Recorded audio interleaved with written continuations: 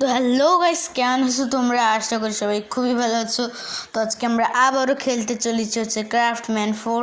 আর এই দেখো আমার হাতে নেদার আইটের জিনিসপত্র। এর কারণ হচ্ছে আমি একটু আগে ভিডিও করছিলাম নেদার আইটের আর্মার বানিয়েছি। যারা যারা এক্সট্রাকটেড ইউজ করো তারা অনেকেই জানো যে মাঝে মাঝে তোমাদের ফোন যদি একটুখানি অন্যরকম হয়, মানে একটু পুরাতন টাইপের হয়, তাহলে মাঝে মাঝে স্ক্রিন রেকর্ডারটা উড়ে যায়, মানে রেকর্ডিংয়ের এটা উড়ে যায়। তো এই কারণে উড়ে গিয়েছিল আর আমি ভিডিওটা করতে পারিনি।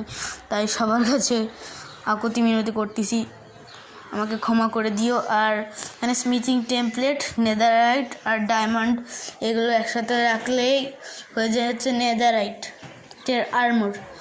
আর নেদারাইটের কিছু জিনিসও বানিয়ে নিয়েছে, যেমন এখানে সোর্ড আর একটা এক্সট্রা বুট। তো আর স্মিথিং টেমপ্লেট যদি তোমাদের কাছে একটা থাকে, আর নেদারের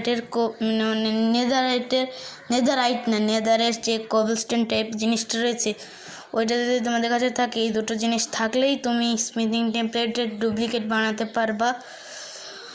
আর এই সিক্রেট আন্ডারগ্রাউন্ড বেসটা আমি বানিয়েছিলাম হচ্ছে অফলাইনে।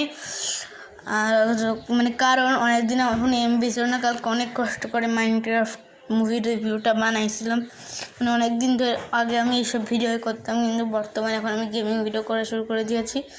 আর ছাতার মাথা চলে আসে, স্কিপ করে ফেলেছি। তো সবাই দেখে ফেলে, মানে তোমরা সবাই দেখতে পারলা যে আমি নেদারাইটের জিনিসপত্র বানিয়ে ফেলেছি। আর এটা জিনিসপত্র বানাতে বানাতে আমার এপিসোড 11 হয়ে গেছে।